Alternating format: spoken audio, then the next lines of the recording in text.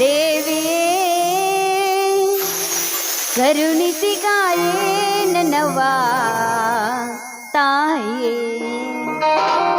ಶ್ರೀ ದುರ್ಗಾ ಮಾತೆ ನಾನಂಬಿ ಬಂದೆ ಓ ದೇವಿ ನಿನ್ನ ನಾನಂಬಿ ನಿಂತೆ ಕರುಣಿಸಿ ಕಾಯೇ ನನ್ನವ್ವ ತಾಯೇ ಕರುಣಿಸಿ ಕಾಯೇ ನನ್ನವ್ವ ದೇವಿಯೇ ಶ್ರೀ ದುರ್ಗಾ ಮಾತೆ ನಾನಂಬಿ ಬಂದೆ.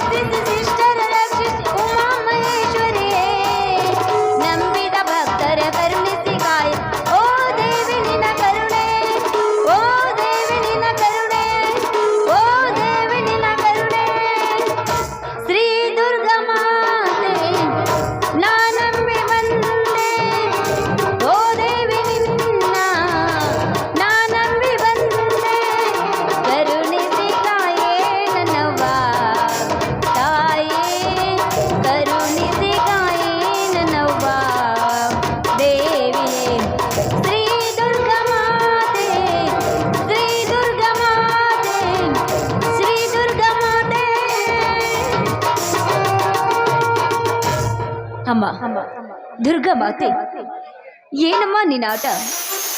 ಹುಟ್ಟದಲೇ ತಾಯಿ ತಂದೆಯನ್ನ ಕಳ್ಕೊಂಡೆವು. ಇನ್ನು ನನ್ನ ಚಿಕ್ಕನ್ನ ಜಾತ್ರೆಯಲ್ಲಿ ಕಳೆದು ಹೋದ.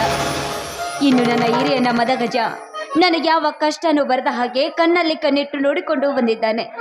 ಆ ನನಗೆ ಯಾವ ಕಷ್ಟ ಬರದ ಹಾಗೆ ನೀನೇ ನೋಡ್ಕೊಳ್ಳಮ್ಮ, ನೀನೇ ನೋಡಿಕೊ. ನಾನು ನಿನ್ನಲ್ಲಿ ಕೈ ಮುಗಿದು ಬೇಡಿಕೊಳ್ತೇನೆ.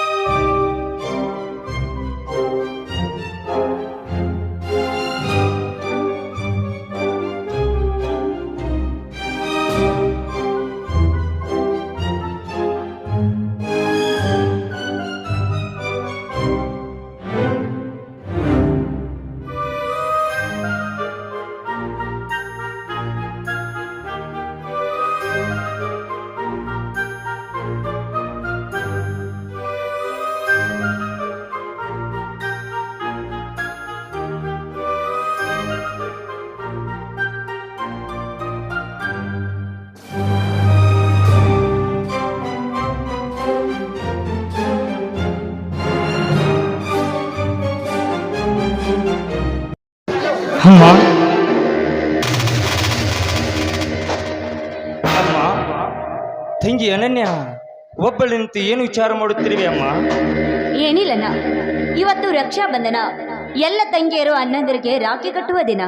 ಅದಕ್ಕೋಸ್ಕರ ನೀನು ಬರ್ತೀಯಾ? ನಿನಗೆ ರಾಖಿ ಕಟ್ಟಬೇಕು ಅಂತ ನಿನ್ನ ದಾರಿನೇ ಕಾಯ್ತಾ ನಿಂತಿದ್ದೇನೆ. ತಂಗಿ ಅನನ್ಯ, ನಿನ್ನಂತ ತಂಗಿಯನ್ನು ಪಡೆದುಕೊಂಡ ನಾನೊಬ್ಬ ಪುಣ್ಯವಂತ. ಕಟ್ಟಮ್ಮ ಈ ನಿನ್ನ ಮುದ್ದು ನನಗೆ ರಾಖಿಯನ್ನು. ಸರಿ ಅಣ್ಣ, ಬಾ ನಾ ಕುಳಿತ್ಕೋ.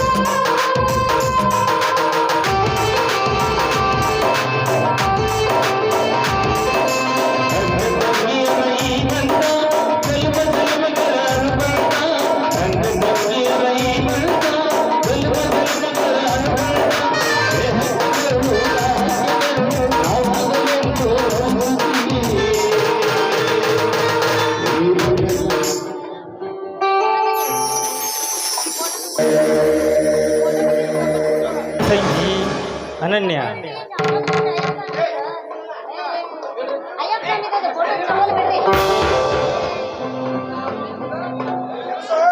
ತಂಗಿ ಅನನ್ಯ, ಈ ಸುಂದರವಾದ ಸುಸಮಯದಲ್ಲಿ ಸಮ್ಮಿಲನದಲ್ಲಿ ನಿನ್ನ ಮಧುರವಾದ ಕಂಠದಿಂದ ಒಂದು ಹಾಡನ್ನಾದ್ರೂ ಹಾಡಮ್ಮ. ಅಣ್ಣ, ನಿನ್ನಿಷ್ಟನೇ ನನ್ನಿಷ್ಟ ಅಣ್ಣ, ನಿನ್ನಿಷ್ಟದಂತೆ ಆಗಲಿ.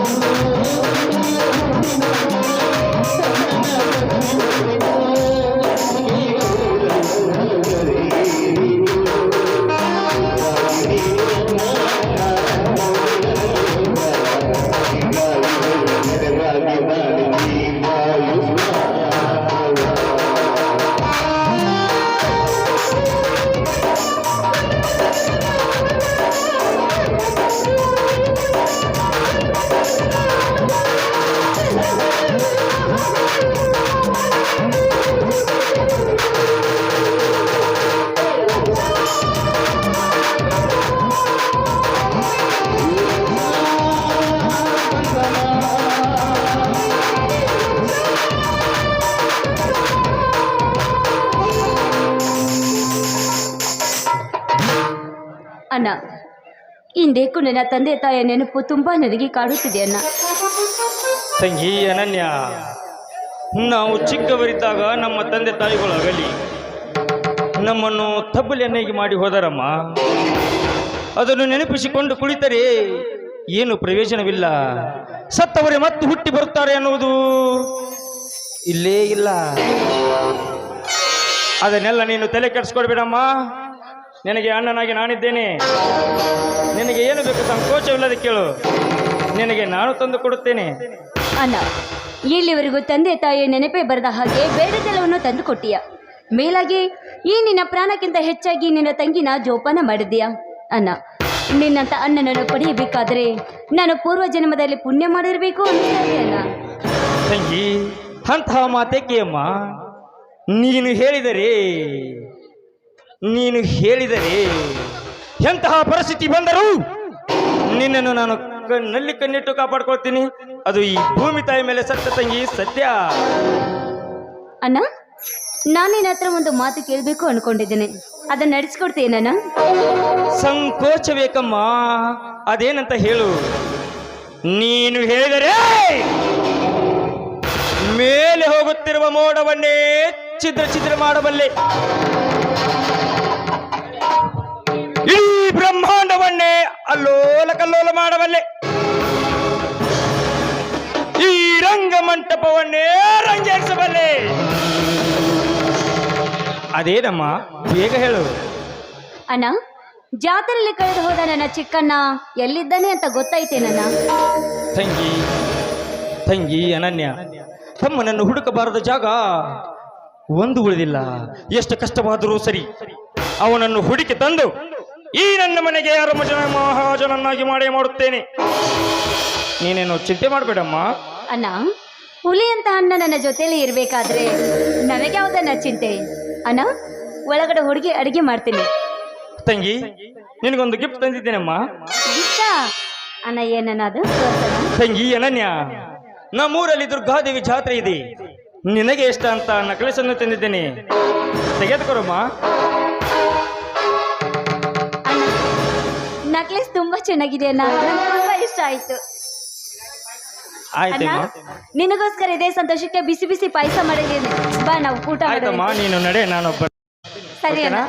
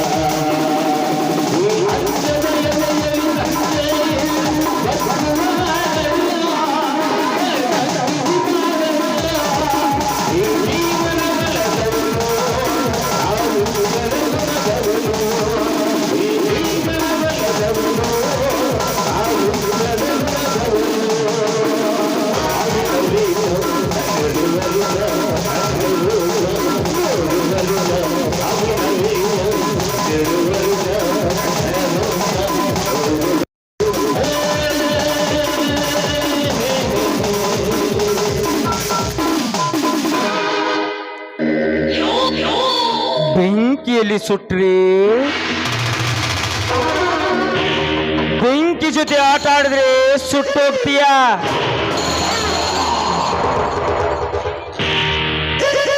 ನೀರಿನಲ್ಲಿ ಆಟ ಆಡಿದ್ರೆ ಮುಳುಗೋಗ್ತೀಯ. ಅದೇ ಈ ಮದಗಜನ ಜೊತೆ ಕಾಳಗ ಮಾಡಕ್ಕೆ ನಿಂತ್ರೆ ಸತ್ತೇ ಹೋಗ್ತೀಯ. ದಟ್ ಈಸ್ ಮದಗಜ, ಮದವೇರಿದ ಮದಗಜ.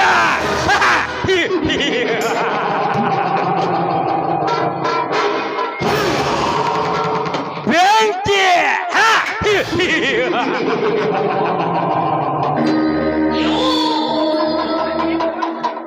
18 ವರ್ಷದ ಹಿಂದೆ ಈ ಕಾಡಿಗೆ ಭೇಟಿಯಾಡಲು ಬಂದ ಯಾವನೋ ನರಹಂತಕನ ನಮಗ ಸಿಗರೇಟ್ ಹಚ್ಚಲು ಹೋಗಿ ನಮ್ಮ ಗುಡಿಸಲಿಗೆ ಬಿದ್ದ ಬೆಂಕಿ ನನ್ನ ತಂದೆ ತಾಯಿಯ ಪ್ರಾಣವನ್ನೇ ತೆಗೆದುಕೊಂಡು ಹೋಯಿತು. ಆ ಬೆಂಕಿಯಲ್ಲಿ ನನ್ನ ತಂದೆ ತಾಯಿಗಳು ಸತ್ತು ಮರ ಮರ ಮರ ಅಂದು ಮರಗಿ ಸತ್ತರು. ಅದಕ್ಕೆ ಕಾರಣವಾದ ಕಾರಣೀಭೂತರನ್ನು ಹುಡುಕಿಯವರನ್ನು ಅಂತ್ಯ ಮಾಡದಿದ್ದರೆ ನನ್ನ ಹೆಸರು ಮದವೇರಿದ ಗಜ, ಮದಗಜನೇ ನಹಿ. ಅದೇ ವರ್ಷ ದುರ್ಗಾದೇವಿಯ ಜಾತ್ರೆಯ ಗದ್ದಲದಲ್ಲಿ ನನ್ನ ತಮ್ಮ ಕಳೆದು ಹೋಗಿ ಎಷ್ಟು ಹುಡುಕಿದ್ರೂ ಸಿಗಲೇ ಇಲ್ಲ. ಎಲ್ಲಿದ್ದಾನೋ, ಏನು ಮಾಡ್ತಾ ಇದ್ದಾನೋ ಒಂದು ತಿಳಿತಾನೇ ಇಲ್ಲ. ಅವನನ್ನು ಹುಡುಕುವುದೇ ನನ್ನ ಕಾರ್ಯ ಮೊದಲನೆಯ ಗುರಿ. 21 ವರ್ಷದ ಹರೆಯದ ತರುಣ ಸಿಟ್ಟಿಗೆದ್ದು ನಿಂತ್ರೆ ಶತ್ರುಗಳ ಮರಣ.